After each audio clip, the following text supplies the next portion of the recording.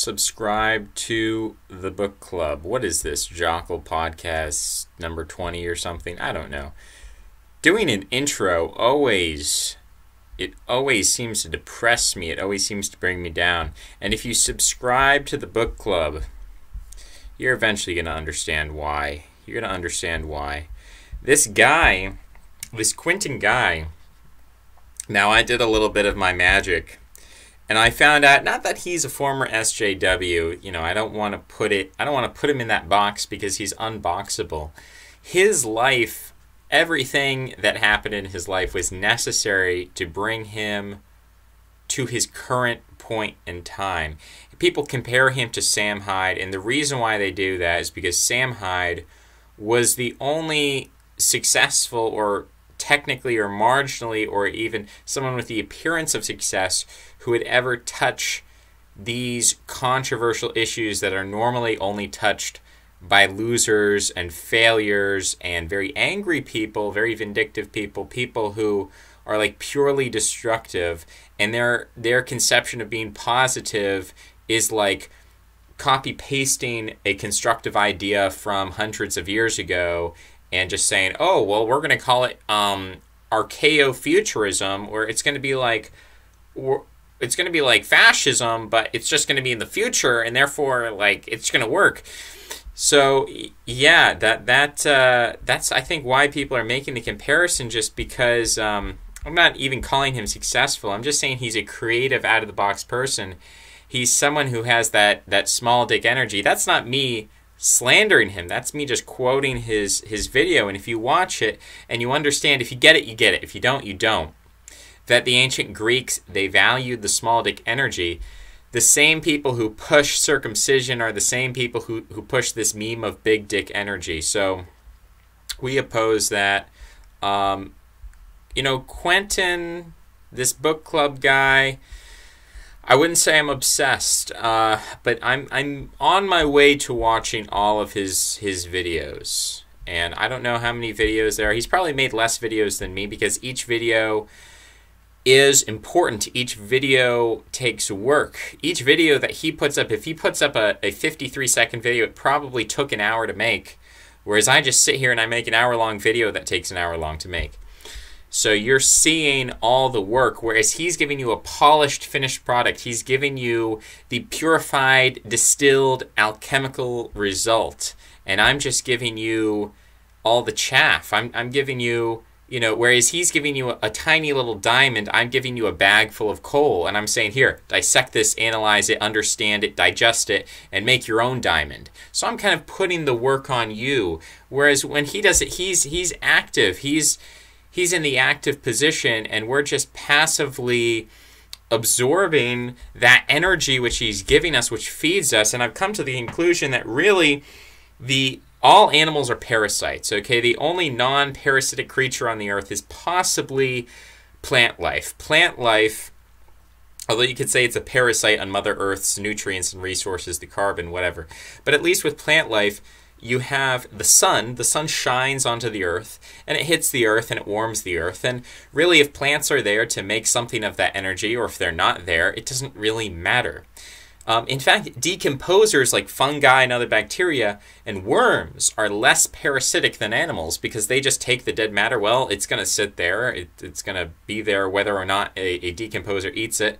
So why not come along and feed off dead bodies?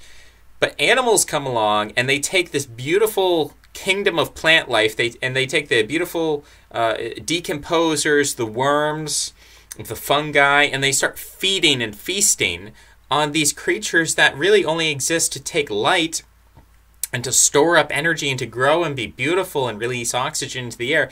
And how do animals thank the plants for creating this oxygen-rich environment? We go and we eat the plants. And that's, if we want to talk about ethical eating, the only ethical eating that you can possibly do is to eat animals. And to eat animals that you catch in the wild, that you hunt yourself. Because farming, of course, creates more animals. So we don't like farming. The only ethical eating method is to eat carnivores, or herbivores, really. Doesn't matter. Actually, carnivores are good because they help kill the herbivores. The herbivore is the ultimate parasite. The herbivore takes this pure, innocent, creature of light, which is the plant, and it eats the plant. So cows are evil. We should kill all cows, eliminate them from the earth. Every animal that eats plants should be eliminated from the earth. And that way, I think carnivores have been sort of sent by God. They're sort of the angel of death that's been sent to kill all the herbivores, because herbivores are the purest example of a parasitic species. Herbivores just come and they kill beautiful plants. If you've ever played Plants vs. Zombies, you know what I'm talking about. If you've ever played Anamita Design, they're like Czech. I just spelled it wrong. I wrote Amita Design. Anamita Design in Czech Republic, they've got games, and you can go look at Samorost, and Samorost is all about how plants are beautiful, and if you like to eat plants, you're a terrible, disgusting person. Vegans are the most immoral people on the planet because they eat plants, which are this pure creature of light.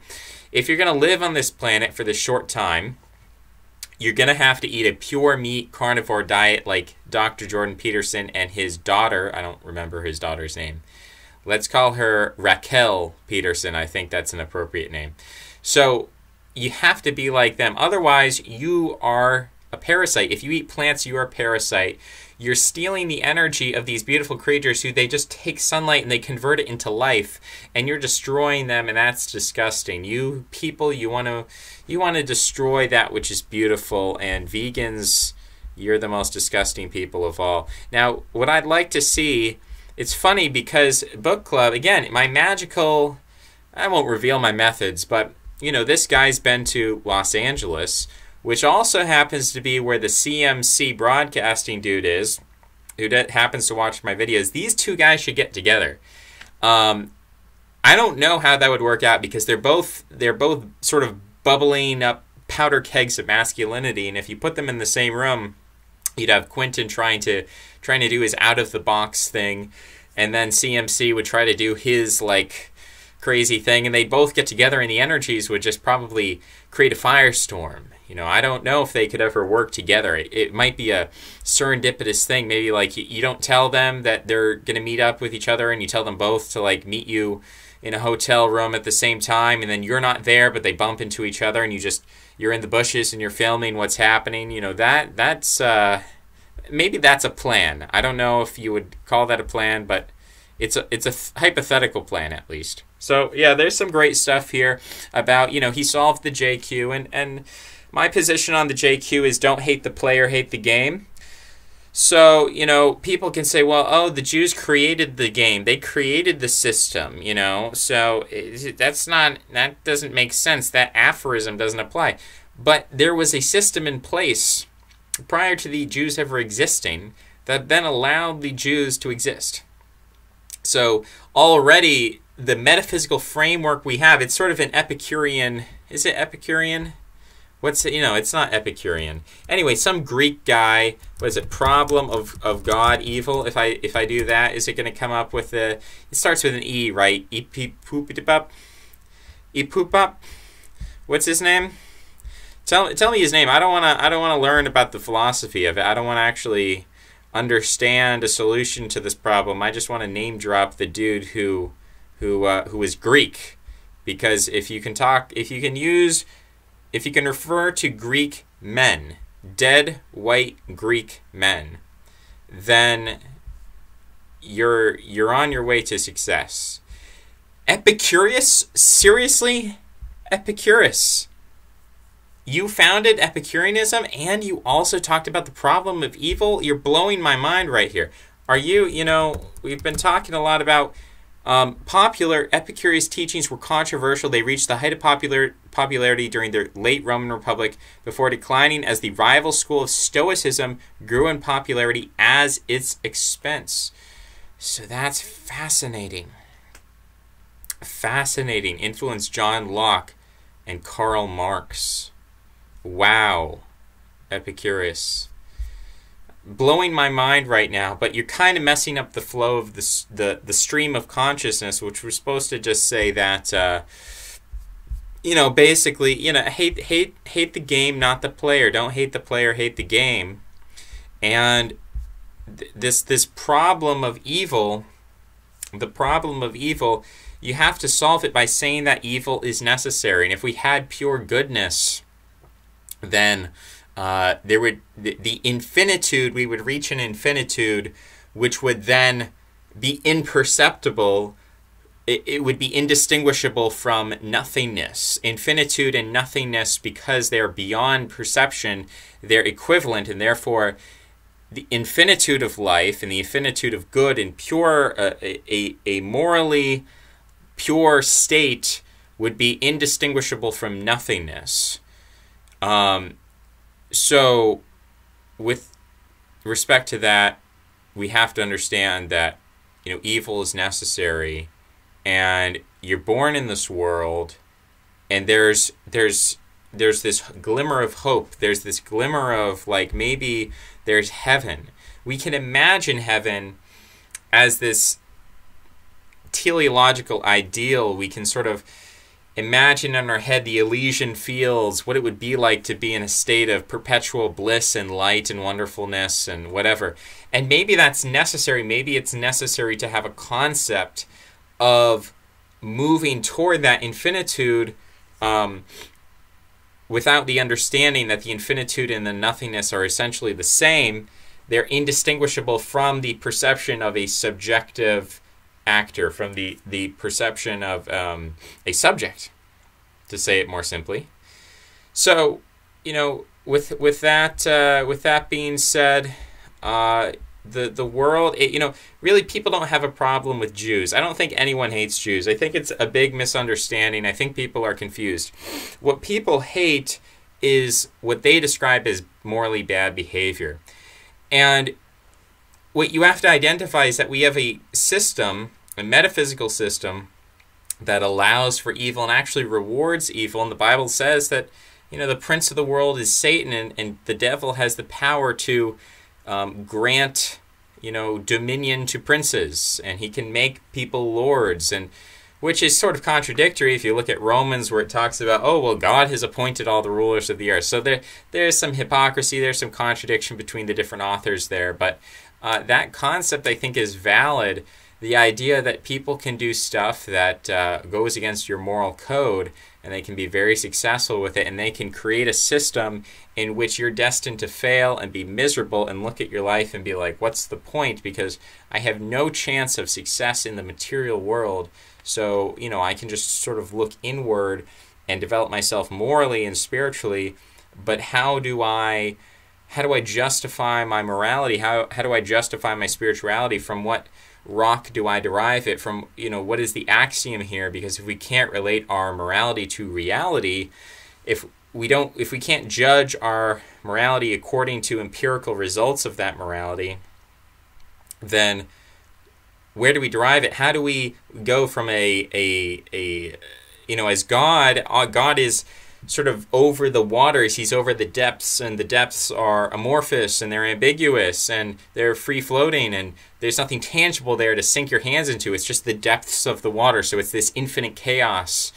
that's described in Greek legend and Hinduism and in ancient Egypt, this general chaos. And then the magic of God, the reason why God is the king of everything and he's the master of everything, you can't outdo him, is because he's able to take this morally ambiguous space where really you can't tell anything directionally. There are no identifiable, perceivable objects, and he creates differentiation. He separates the waters above from the waters below. He separates the light of the day from the dark of the night. So he creates differentiation, he creates hierarchies.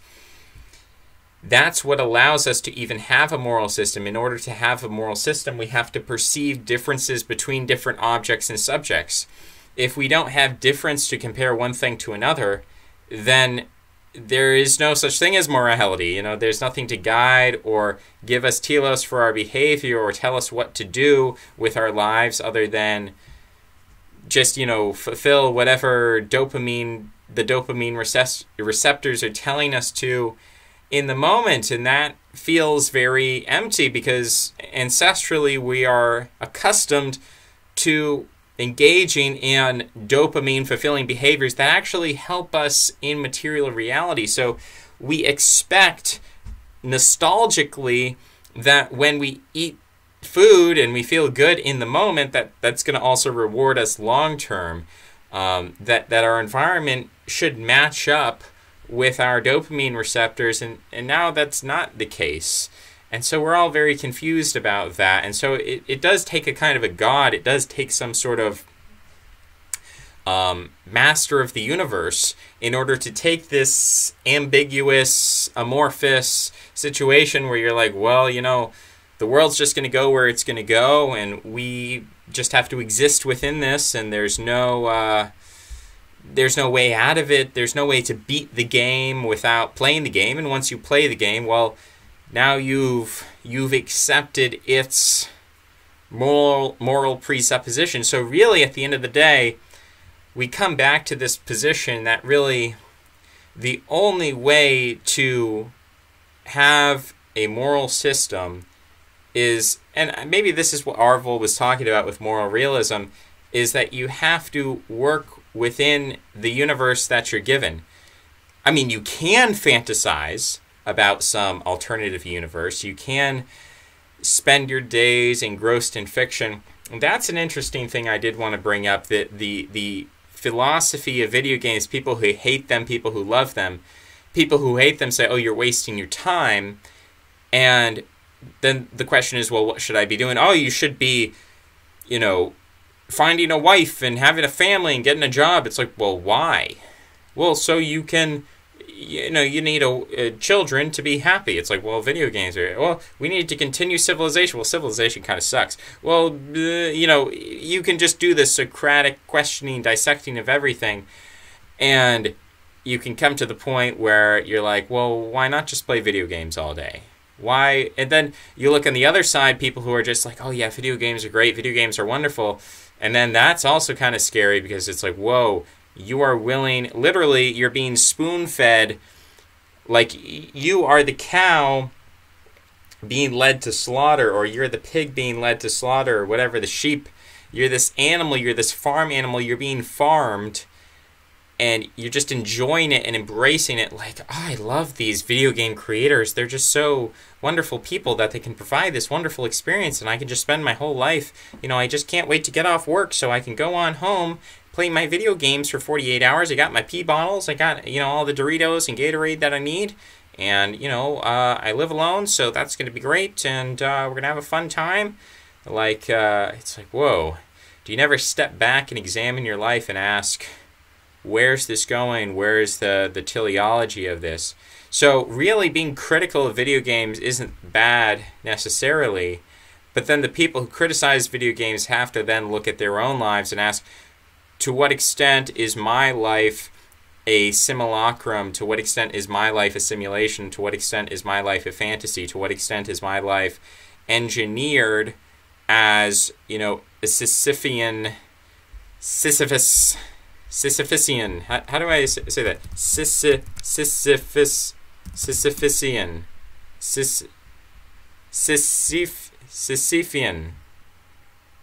Sisyphean, yeah, Sisyphean, Sisyphus, Sisyphean, whatever. Okay, so we're done with that word. We're moving on. If I just do these things like I have the job, like what if your job is making video games? Is that a real job? Are you doing productive work? Are you doing the morally correct action? Are you doing the right thing? Is that, you know, because at what point do we escape Plato's cave? At what point do we escape? And it's funny because Plato's writing before the invention of video games, and he's writing about this concept, like a metaphysical concept, that people can be stuck in a situation that is somehow unreal. Like they're dealing with the world, and he's saying, like, basically the world is not a real place, and the world is just like shadows of these ideals, and we're reaching toward these ideals, or reaching toward the telos. Excuse me. And you know, it's questionable. Is this telos? Is it something that is outside of reality? Do we believe Plato? Do we believe him when he says, yeah, the telos is out there, it's high, it's up above us? Or is is this concept of telos, is it something that we abstract or we invent? It's a heuristic that we use in order to better simplify and deal with reality. Is telos something that results from reality, or is it something that creates reality? This is like the question of math. Does math exist outside of, like, do numbers exist prior to actual things? Like, do we have 3 carrots and then we say, oh, wouldn't it be cool if we had a way of describing how many carrots there are? Well, we'll say this is 1, 2, and 3. Okay, well, then we can also apply that to other things as well. 3 cars, 3 heads, 3 pickles. Okay, so we have 3 of these, and we're just going to use this system called math and counting in order to help us describe all of these things. So is that the case, or is the case that really this math exists somewhere out there in, like, the world of forms? That's like the real world, and we're living in the shadow realm where, like, the math sort of appears and we can intuit the math and we can, like, reach it and approximate it through this, like, process of gnosis, like this Gnostic. We're trying to identify the world of forms through their reflections and through their shadows in the material world, and be like, ah, yes, with these 3 carrots, I can then create a representation which is a shadow, a 3rd-dimensional shadow of a 4th-dimensional ideal, or whatever dimensions we're working with, you know. That we have the spatial dimensions, and then you have all the other dimensions. I don't know. Sometimes people say there are 8 dimensions. I've never counted all the dimensions. You know, we can count various different dimensions. I've seen some very, very cool scythes here on Google Images. Some beautiful scythes that look really good. That's very distracting. Okay, we can't look at video games. We're talking about video games. We're talking about them as a kind of, what is AQW? Oh man, Adventure Quest. I want to play games. I can't, though. I have to talk about games. I have to talk about the concept of life being a game, and what are we? Are you playing someone else's game? That's the question. Has someone laid down the rules for you? You know, do you go into work and your boss tells you this is what you're going to do, this is how you're going to do it, and you think to yourself, well, it could be done a better way, or why does it have to be done this way? You question it in your head, but you know that's useless because your boss doesn't care what you think, and your boss doesn't respect you as an independent agent, and your boss treats you as a resource. Human resources treats you as a resource to be exploited, to just carry out menial labor. If you're in that situation, then you're playing a game that someone else has set out for you. And so by being an artist, and John David Ebert talks about this, you create your own metaphysics, you create your own rules of what's good and bad, what's true and false. You create your own game, and in that way you're not subject to the other game masters out there. You become the boss. You establish the rules. You're not working according to the rules of the economy. You're not creating art to make money. You're not creating art to impress people or to win women. You're not creating art to gain, you know, again, you're not gaining riches, you're not gaining sex, you're not gaining anything material from your artwork. You're simply doing it because you've established for yourself your own telos. You've established for yourself your own rules of what's good and bad. And you've said, you know, this is what I created in order to help move toward that ideal that I have. And I'm going to try to upload a video, or let's say it this way. My friend might try to upload a video that, you know, sometimes YouTube will tell certain people, never me because I produce all original content, but people will talk about, oh, this is blocked, and yeah, that doesn't make any sense. There, you know, I think maybe what YouTube is doing is complimenting me and saying that your content is so good that actually it should be copyright. Like, it should be copyright, and in fact, don't worry, we're going to go ahead and copyright. It's all a big mistake. It's all a big error. It's just a miscommunication is what we'll call it. So let's see if that works. Do a little multitasking there. Okay. All right. So, yeah, subscribe to the book club, watch the book club, understand the book club, absorb the book club. And once you've done that, start making the book club. Join the book club. Make art. You know, and that's something Sam Hyde did, is he was an artist. And no one else, again, when we talk about white guys specifically, white guys, you're not making art. When you talk about white guys as white guys, not just white guys in general, because white guys are making art, but white guys as white guys who are aware of and who are expressing themselves as white men, being white men, in a way that's simply, I don't know what to say. You know, I could say positive or constructive, you know, but there can be a deconstructive element to it. They're interacting. Here's what I'll say. They're interacting amorally with the concept of whiteness and maleness. They're not interacting with whiteness and maleness in a way that they're saying, you know, because a lot of people interact with whiteness and maleness. It's not that people are ignoring whiteness and maleness, but that when you talk about whiteness and maleness, you have to do so with a moral compass. You know, you can't talk about whiteness and maleness and just be like, yeah, you know, you've got whiteness, you've got blackness, and they, you know, you could choose either one. You know, they're two different paths of life. You know, you got whiteness and you got blackness, and it's all the same to me, right? If you take that sort of amoral, neutral position, not even a positive or a constructive position, you're just saying, hey, there's some different options out there. You could be white, you could be black, you could be, you know, and again, it's not even about being white. It's about whiteness. It's about the essence of whiteness, the essence of maleness, putting it out there neutrally, and even say, well, you know, you could be masculine, you could be toxically masculine, or you could be a woman. You know, you could be toxically, you could be into toxic whiteness, or you could be into blackness, or you could be into Jewishness or Asianness or whatever. But, you know, that's an option. It's an option to be toxically white. And, hey, you know, different strokes for different folks. If you take that amoral approach, which is not new, people have been doing the amoral thing for a while. I mean, something like Voltaire, where he's just like, you know, or do what? Oh, seriously? Again? So they weren't tricked?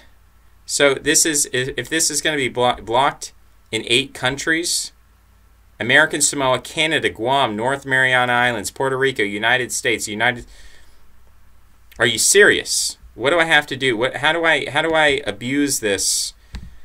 How do I take this clip, and how do I don't know what to do here. I've got to add some obscuring video effect. Let's see. If I zoom, is zooming, is that what's going to change my life around? If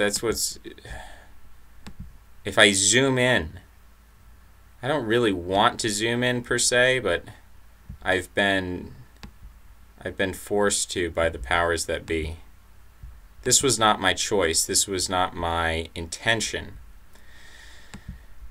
Video editing whilst, I won't just say while, I will say video editing whilst making videos. Now that is some serious double tasking. Let's see how badly that messes up my little presentation here. It probably messes up very badly. Yeah, indeed. This is terrible and disgusting. Oh well. Yeah, sometimes it is what it is. Sometimes you have to just compromise with the system and let it do as it be, and not worry about it. Move on. Oh my goodness. I've changed this so much. It's like they know that I'm up to no good and they're tracking me, and because I don't have my tinfoil hat on, they've got me on lock here. They know what I'm doing. They know what I'm trying to do. And they're thwarting me at every step. They're one step ahead of me at all times. Okay. You know, I don't know what else to do. I could theoretically just abuse the clip. Let's call this the abuse version.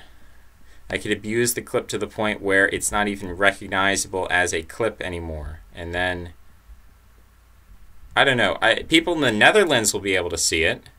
You know, thank God for that, my Netherlands viewers. How about that Thierry Baudet, huh? He's a boreal kind of a man. Not too much, though. He's not hyperboreal, but he's certainly boreal. He is for real and he is boreal. I don't think that's actually true, but anyway, I love Dutch people. I love the Netherlands. So you guys could have watched that video. 4 people apparently did watch the video, so you've gotten the sneak peek. You 4 people out there, you know what's up. And you might be the only one to see the video in the intended state that it was supposed to be in. We're going to just keep doing this again. It's a 2-minute video. Takes like 50 minutes to... Every time I make a small edit, it takes 50 minutes to coagulate or whatever it's doing. Technology is... It's not terrible. But, I don't know. My technology is terrible. Not technology in general, I guess. I've talked about a lot of different things. Not really gone anywhere. I liked some of these book reviews. There was a book review about Scott Adams, and he was saying that it's bad to have goals, but it's good, instead of having goals, it is good to have a system. So rather than having a goal where you're like, I'm going to achieve some goal where I finally get to the point where I can bench press 500 pounds, and then I've reached my goal. And he says, don't have a goal, have a system where you do something again and again and again, but you tweak it every time to be slightly better. So like, instead of being like, my goal is to bench press 500 pounds, it's like, no, my system is I go to the gym every single day and I do 5 reps of bench press, and then I drink some coffee with butter in it. And then, like, you do that every day, but then like you adjust every day your number of reps, you adjust the amount of butter in your coffee, and you just keep changing things slightly. And if you continue to do that over time, it's like, you know, the monkeys with the typewriters trying to get Shakespeare, but every time they type out Shakespeare, they change one character, they change one word, they change one sentence to be slightly more Shakespearean. And so ultimately, they arrive at something better than Shakespeare. They surpass Shakespeare, even though they're dumb monkeys. If you do this long enough, I mean, that's the theory of evolution, right? That basically evolution, by being dumb and by being simple and by being crude and having no knowledge of the future, evolution has no goal in mind, but evolution is a system which does the same thing over and over again, but slightly tweaks it in every generation to be slightly different, slightly better. And over time, that results in an increase of complexity. So that's an interesting concept. I don't know. So we don't have a goal with this video. We're not making a point. We're not stating anything. We're not even stating... We're going back to basics. We're not even going so far as to make any positive or constructive arguments, because that itself would be setting up a goal. If I said, like, this is good and that is bad, if I engaged in morality at all, then I would already be setting up goals for behavior of how you should be and how you shouldn't be if I did that. But that's not what I'm going to do with this video. Maybe I've done it in the other videos. Maybe I'll do it in the future. But for this particular video, we're not even going to engage in morality and even set up positive ideals, negative ideals, what you should or shouldn't do. We're going to take a system, and the system is we make a video every day. Now, sometimes we fail the system. That's, you know, that's a flaw with the user of the system, not the flaw with the system itself. But the idea, you make a video every day, and then as a result, and I think every time I pause the video, it unsyncs the audio with the visual. So as much as I'd like to really rub my nose here, really rub it thoroughly to get out that itch, I'd love to do that, but I'm afraid, because I've just seen too many videos with out-of-sync audio at this point. What are we talking about? Systems. Systems mean that you make a video every day, and it doesn't matter what your goal is. It doesn't matter what your morality is. It doesn't matter anything. You're just putting out a video. It could be about anything. It could be total nonsense, but as long as you make the video and you tweak it and you tweak it and you tweak it. It gets better and better and better, and you fix all those little things that you thought were not important. See, when you first make a video, you think it's easy. You think, oh, I have some idea to communicate. I'm just going to say it. It's going to be perfect. But then you watch it a million times again, and you realize there's some little small detail here that if we just improved this, it would slightly improve the video. And you do that a million more times, and you fix the million little errors. And again, you can take a bag of carbon, a bag of coal, charcoal, which is useless and gross and messy, and it gets all over your carpet. You can take that, and with 1,000 million billion little cuts and scrapes and pressures and heats, you just turn up temperature incrementally a million times, you eventually get a diamond out of that. You eventually get diamonds. Now, some diamonds are real and some diamonds are fake. I guess you have cubic zirconium and you have different grades and colors and shininess, and then you got the cut of the diamond. Well, okay, well, it's a great diamond you got there, but have you cut it correctly? Is it the right number of cuts? You got to get all that geometry correct there if you want the best diamond. So at the end of the day, we can differentiate sort of between the pragmatism of systems and corporatism and neo-reactionary. You know, I did read Nick Land. See, I've sort of gone back into this after taking a hiatus from the neo-reactionary stuff because I read Nick Land, and I don't even remember which book of his. He's probably has multiple books by now, but I read Nick Land, and what I did is I had the computer do text-to-speech. It's like 80 pages or however long the book was, and I put it on text-to-speech, and I sat there and I listened to him while reading, because to sit there and read, like I didn't have the attention to focus on what Nick Land was saying, so I had to do text-to-speech, so the computer's reading it and saying, this is a book on neo-reactionary, blah, blah, blah, and I'd be reading along every single word to absorb it in terms of the auditory and the visual and everything, to ingrain the concepts in my mind, to try to understand what's happening. And at the end of it, I was like, so basically, he's talking about some kind of Chthonian technological state where everything is like robots and sludge and, you know, mucus sacs and all this sort of transhuman nonsense. And I thought, that's not relevant to what's going on. Okay, Donald Trump, it's like 2015. Donald Trump is a candidate for president of the United States. He's probably not going to win, but we're going to put this meme energy behind them. It's going to open all sorts of doors for us. Look, Nick Land, you didn't take into account Donald Trump. That's where my mindset was at the time. I was so... What's the opposite of black-pilled? It's not white-pilled. Gullible, I think, is the opposite of black-pilled. I think I was so suckered in. I was so, you know, pig-pilled, sheep-pilled. I was so blind. And I thought, oh, Nick Land, you're just a ridiculous dreamer, and it's actually nightmarish what you're talking about. And so I prefer to live in this world of Trump. And I say this with exaggeration. I was skeptical of Trump. I said he's not going to win. But I said, really what Nick Land is describing here, this just evolutionary flow into this transhumanist future, I said that's not relevant to what we're doing today. I can't change that. I can't affect that. Why are you talking about... Again, it's very Lovecraftian, the way you're describing this. I can't interact with that. I can't have any impact with that. So why should I even bother with it? It's like talking about the heat death of the sun. It's like reading an 80-page book about how this is exactly how the sun is going to die. You know, it's like, what use of my time is that? How is that a useful system for me to operate within? But now I'm seeing Nick Land be brought up again. So, yeah, I can say I did read Nick Land. And I don't remember if I finished his book. But I tried. And that's all that really matters, right? The attempt. The try. It's not do or do not. All that matters is if you try. If you get up in the morning and you try your best... That's all we can expect out of you. You're only as good as you are. You know, you can't expect more out of yourself than you actually are. If you think you're better than you are, well, you're not. You're only as good as you are. And you can improve within the potentiality of you, right? So we could say that there's some space, like some hyper-metaphysical space that you could occupy. And right now you're like this little germ, you're this little seed, and you could grow out and reach some limit. And we know from calculus that as you grow, your growth will slow.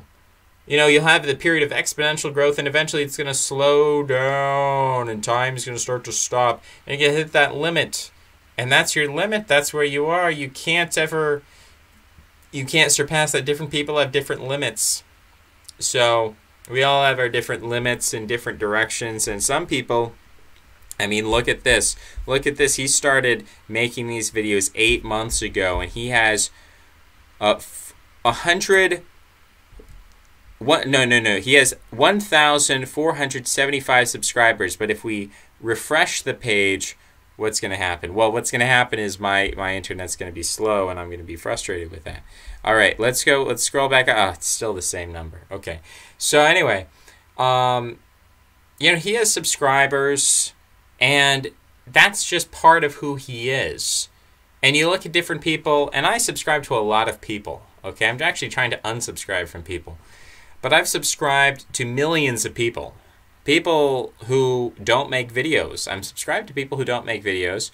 I'm also subscribed to people who do make videos who get view counts of around 12.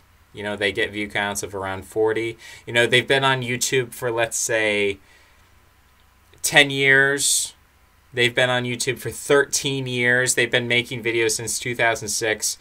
And their highest view count video maybe has like 800 views. And they've made one video every day since 2006. And they have maybe 800 views. And a couple comments here and there. And you look at that and you're like, well, you know, they tried, you know, but they've hit their potential with YouTube. Maybe YouTube's not their thing. So different people have different things. And you got to figure out what your thing is. Not everyone can do the YouTube game. Some people are going to do it better or worse. And you just got to figure out what your thing is. But I think people should take art more seriously. People like to... Here's the thing.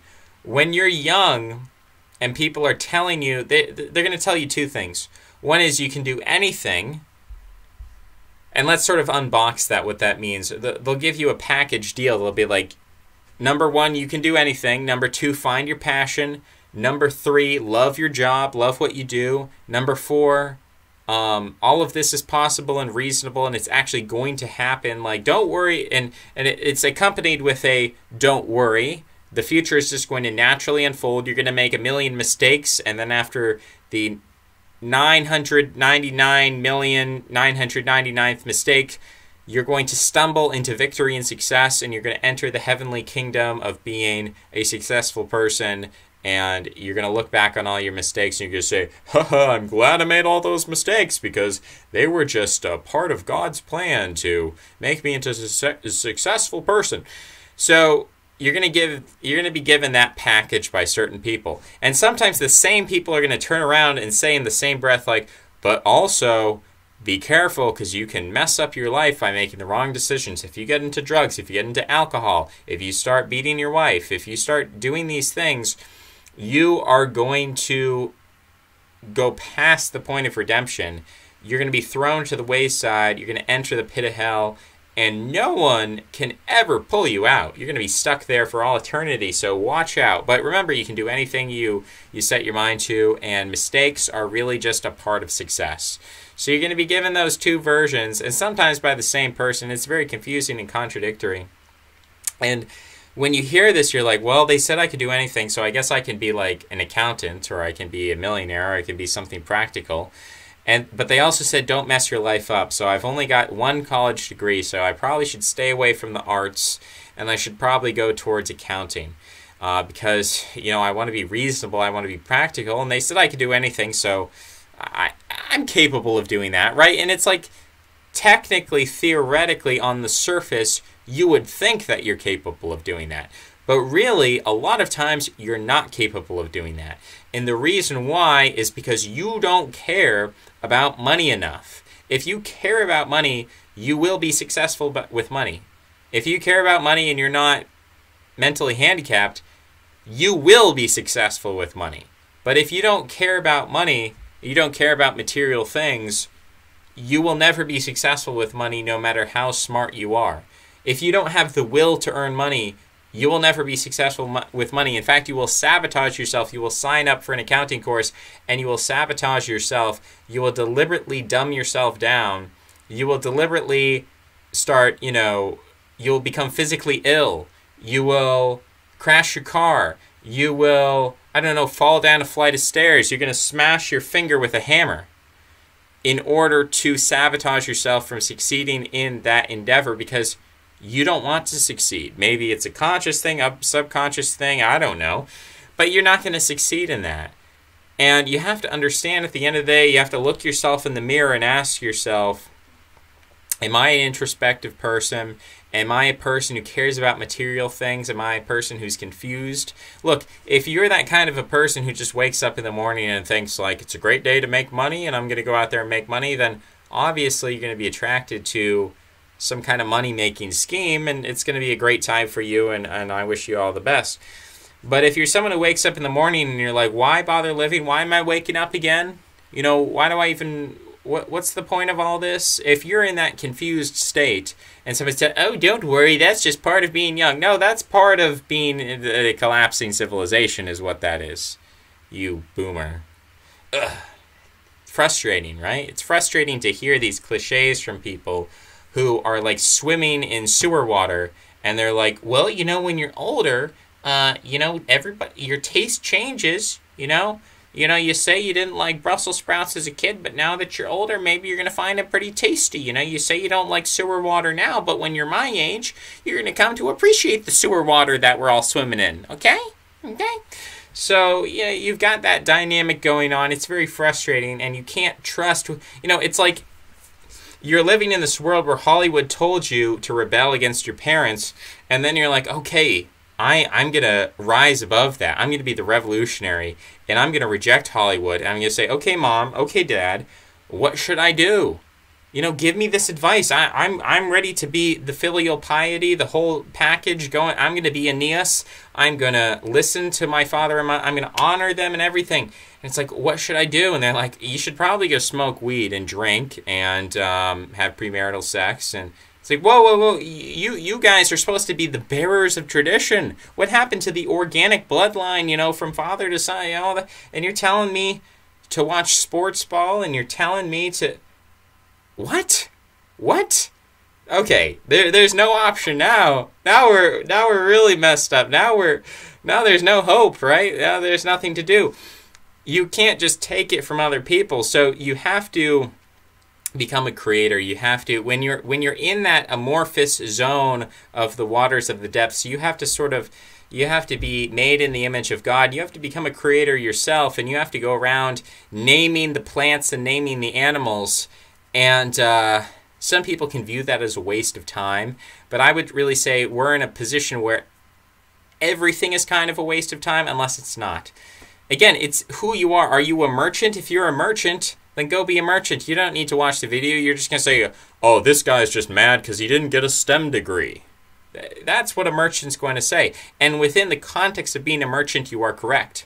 Within the context of the merchant code of ethics and honor and virtue, and what they consider to be important in life, yeah, anyone who's not a good merchant is a failure in the eyes of a merchant.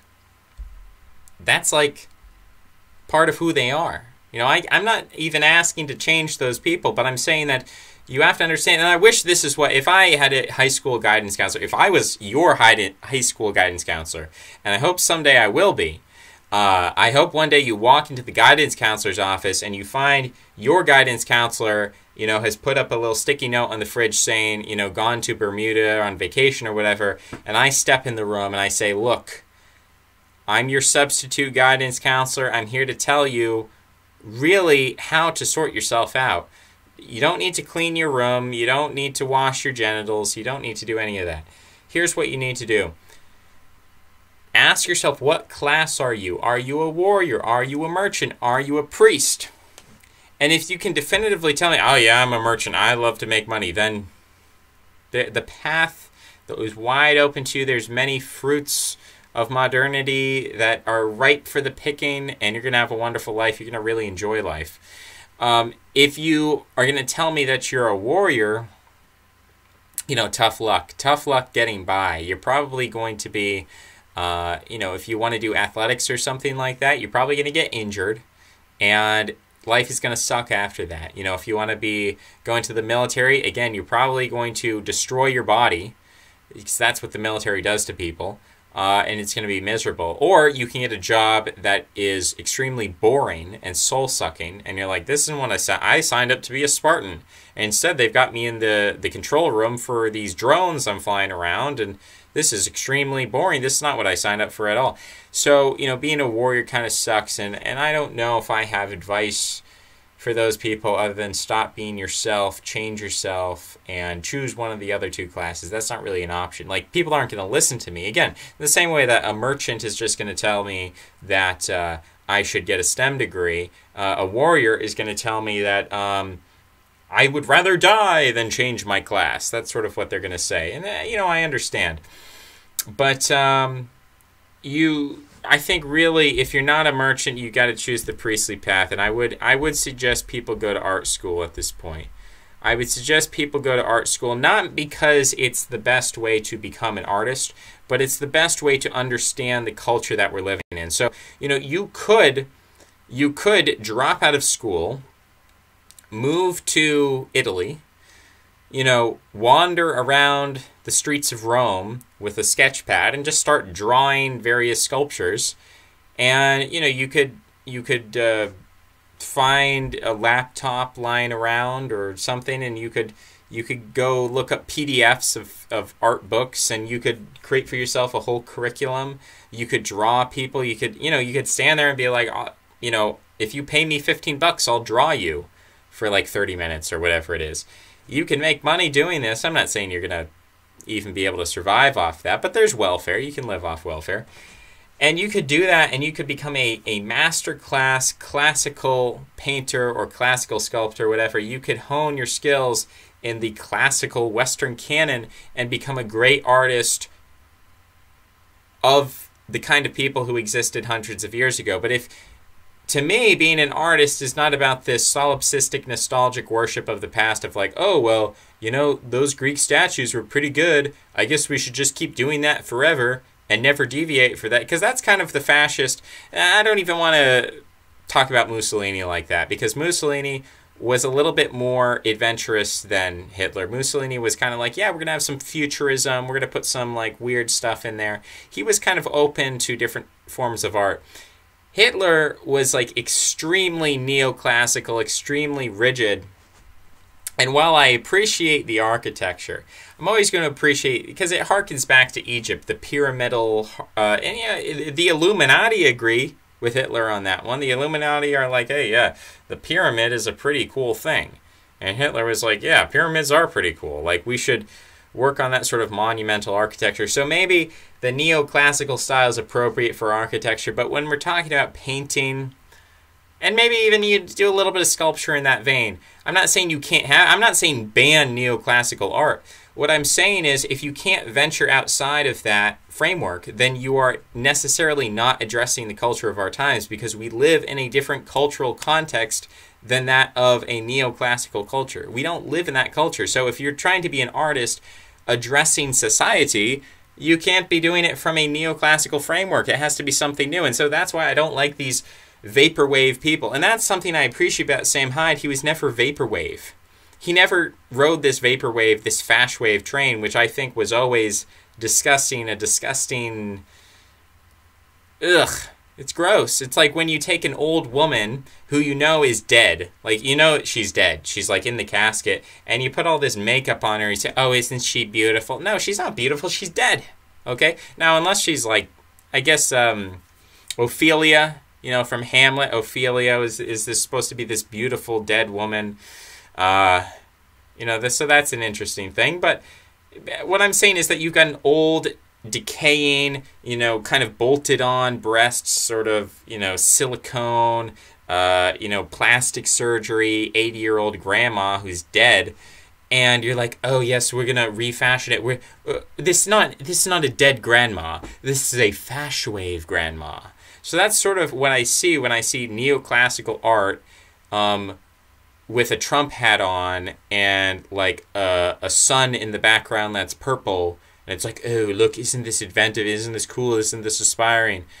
Like maybe the first time, and then you look it up and you realize actually the guy who first put on sunglasses onto a neoclassical statue was a progenitor of fascism and other such related movements. But that was the beginning of the 20th century. We're in a different time and place. And if you're copying that and putting that forth as the avant-garde, the taboo-breaking vanguard of the art world, that's pathetic.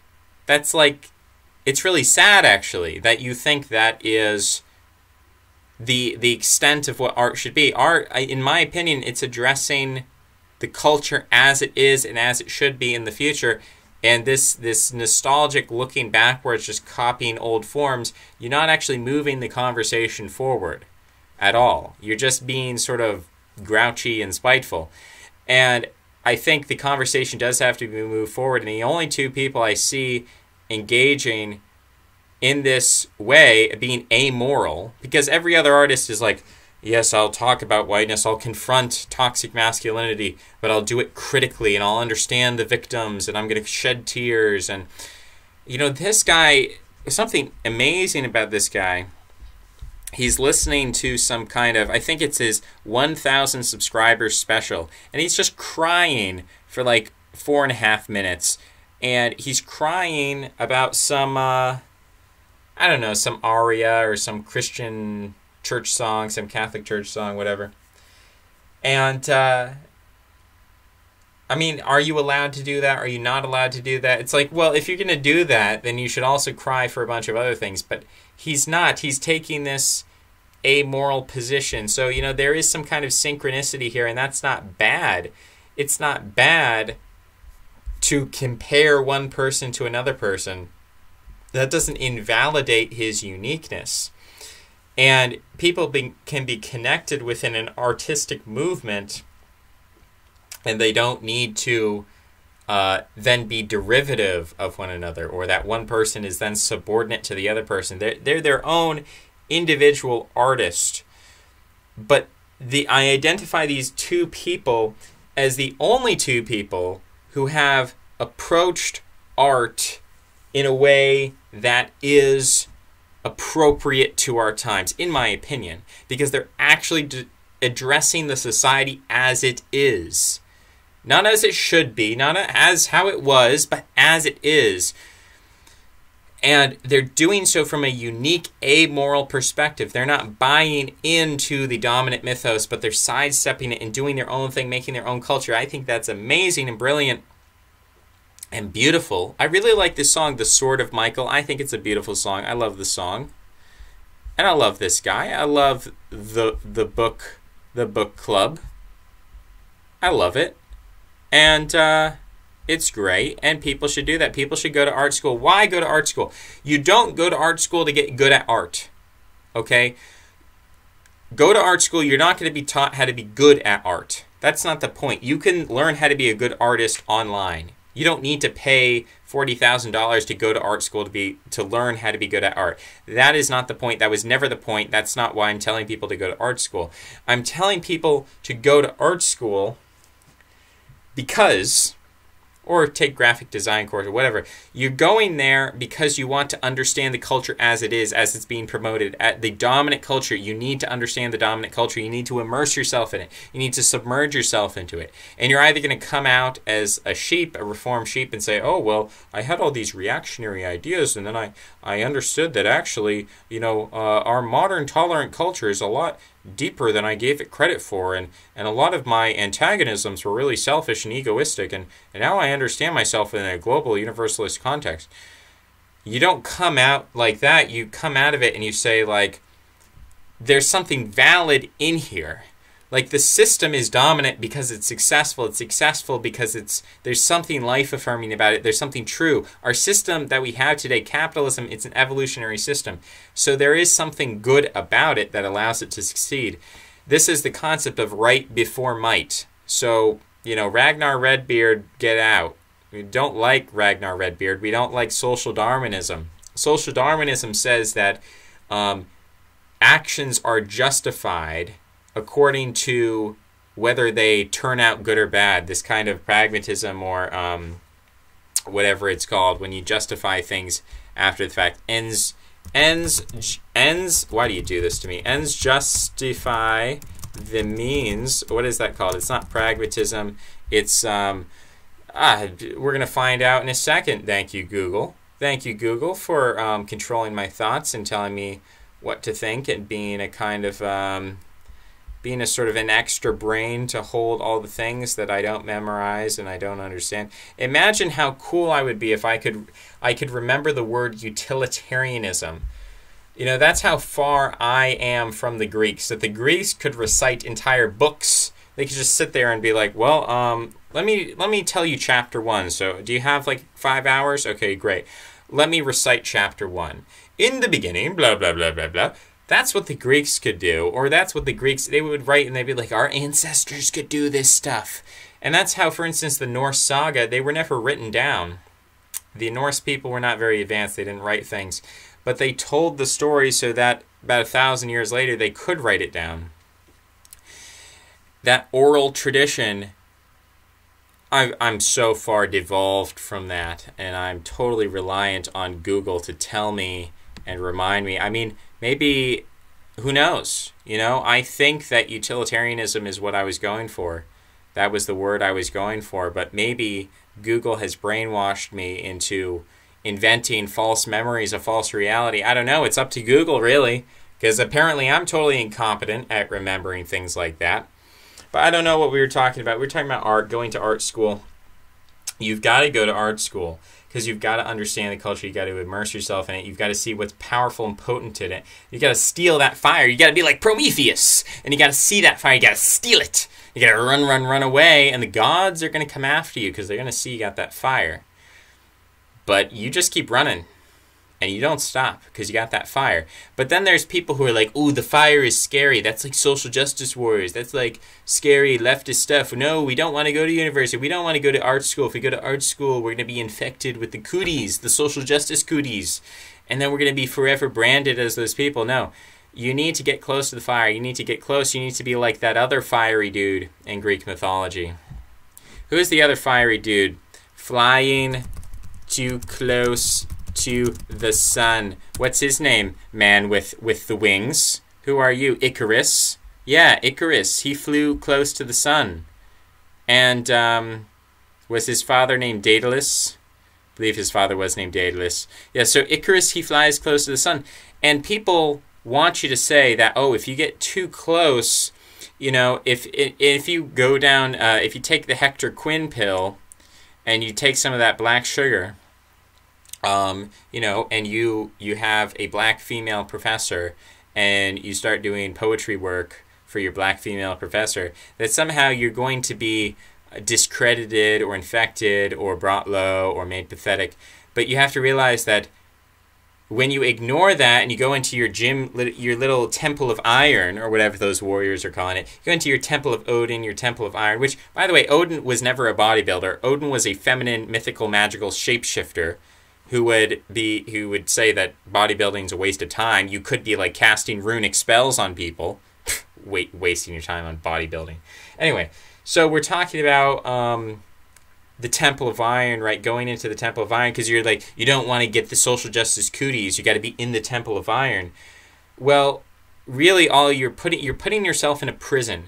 And in order to break out of prison, you need to sort of become friends with the prison guards. You need to become the prison guard. You need to understand the culture that is imprisoning our thought and containing our minds and limiting our possibilities. You need to actually immerse yourself in that culture, not from the perspective of a prisoner who is encaged and closed. You need to engage with it from the perspective of someone who's a prison guard, someone who's engaging from the top of the social hierarchy.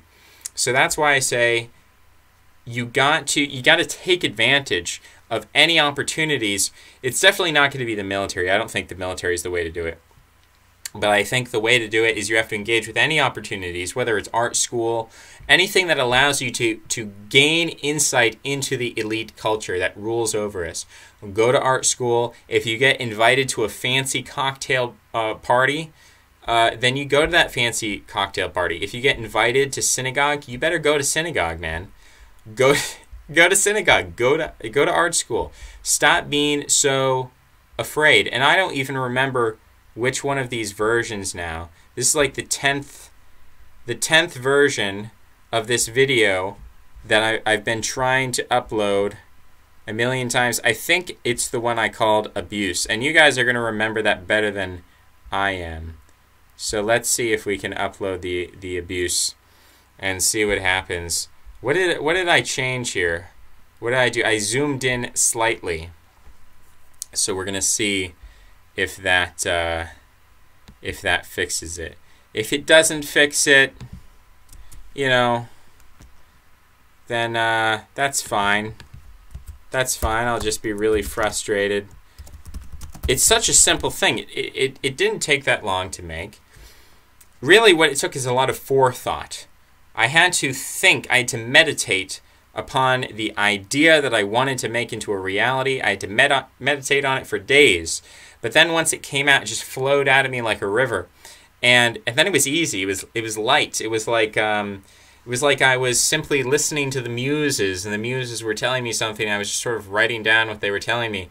It was very easy. And then, you know, it's a short video, so it takes like 30 seconds to upload to YouTube. So not a problem with that respect. But this whole, you know, this is the problem. It's like you've got to become the copywriter. Like if you ever get invited to WMG or American Music Studios or whatever, if you ever have a chance to be a copywriter, you better take that chance. You better understand the powers that be. And the merchant path is you understand the moral system that we live under and you embrace it as your own system. You identify with this system. You become one with this system. And some people think they can do that. You think, oh, you know, if I just hate myself and I destroy my life and I become an alcoholic, then maybe, or if I join the military, if I do some kind of, if I brainwash myself, I can identify with the system. And maybe that's possible. I don't know. But maybe for some people it's not possible.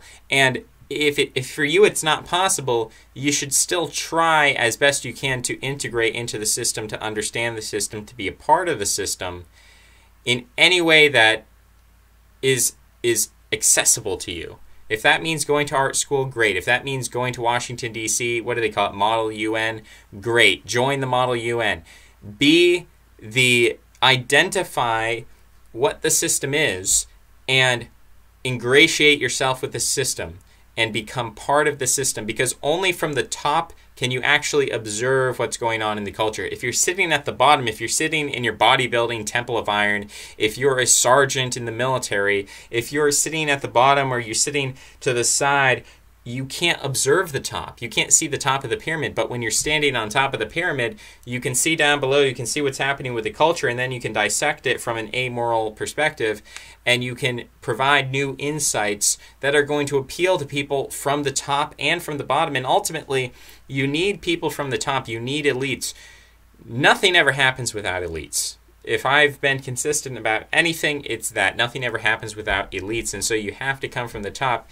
And so what do artists do is they understand the culture, they get into the culture, and what distinguishes the artists of this time is that they have to somehow move through the culture as it is, as it exists, and you move through it by taking, you get into these institutions. Again, don't go to art school because it's going to help you be a good artist. Go to art school because then you're on the inside. You got the inside scoop. You can see what it's like. You can viscerally feel it. You know who else? Millennial Woes. I wouldn't say he's a great visual artist or a great, auditory artist or whatever. But there's something to, he has an artistic aspect about him that people are attracted to. And I think they are justly and rightly attracted to that. And it could be that all these people are like, if anyone has done anything to make me friendlier to the, let's say the earring wearing community, men who wear earrings, in my life, I've always had my biases. I've always had my hang-ups, let's call them. If anyone has done the most to to make me rethink men with earrings in a positive light, it would have to be the book club. It would have to be the book club. It's been very impressive to me what's happened here. Oh my goodness. This video is destroyed beyond repair, isn't it? I've destroyed the video. I tried to fix it, but now it's been destroyed. Well, you know, if you say that, then it is destroyed, but you can at least, you can pretend that it's not destroyed and then say that, oh, well, this destruction was totally intentional. That's what I meant to happen, right? Oh boy. I don't know, guys. What's going on? Video unavailable. Video contains content from WMG, who has blocked it in your country on copyright grounds. Why? I've done everything in my power. There's nothing more. I don't have any more power.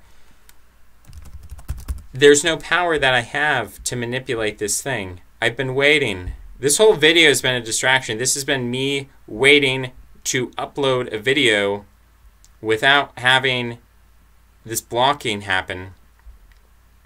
I'm going to have to destroy the video. I'm sorry, guys. I wanted the video to be good. I wanted it to be wonderful. I wanted it to be spectacular. It will never exist as it was meant to be. It will never exist as I intended it to be. Because now I'm going to have to destroy this video as I want it to be, blocked in the United States of America, home of the free, home of the brave, limiting my artistic. And see, if I went to art school, this wouldn't be a problem because I could make my own videos. I could go out like the book club does, and the book club doesn't copy people's videos. The book club goes out and he actually makes his own stuff. So, you know, good on the book club for doing what he does. Now, I'm trying to remember what I've done in the past to bypass these systems of censorship. Ooh, yeah, what if I do that? Right. Do a little blurring technique. Little blurring to perhaps outsmart these cretins who are trying to destroy my capabilities. Ooh, yeah, that's saucy. That's a saucy sort of a blur there, where you can't see anything that's going on, and it's so deceptive. Oh my goodness. You know, I just have to watch through it because I don't want anyone to suffer through a blur that I myself would not suffer through. So you have to understand the person here who's suffering the most is me at the end of the day. I'm the one who is having to suffer. So we've done a 7-degree blur. We're going to call this blur. And see if that's remembered. I mean, it's a long video. It's something where at some point it's like you put out your baby into cyberspace. YouTube today is not good, by the way. If you want my feedback, YouTube is not good. You put out your baby, you put this work, and you just want to see that little chick, that little hatchling, sprout little wings and fly off on its own and go and be its own. You know, if you love it, set it free. And I'm just trying to set it free. And right now it's stuck on my computer. I can't set it free. It's stuck, right? I can't do anything with that. All right, so I've got 2 views. I don't want, you know, I'm sorry, people from the Netherlands, but this Netherlands privilege, where you're getting to see the video before Americans can see the video, it's not fair. It's not appropriate. It is frustrating. I can't believe how late it is, actually. We're going to have to wrap this video up and go to bed. So, I'm sorry about that. I apologize for everything. It was a little bit of an experimental video. It's going to be called something like Go to Art School, unironically. And that's it. Thanks for listening. See you next time. Bye-bye.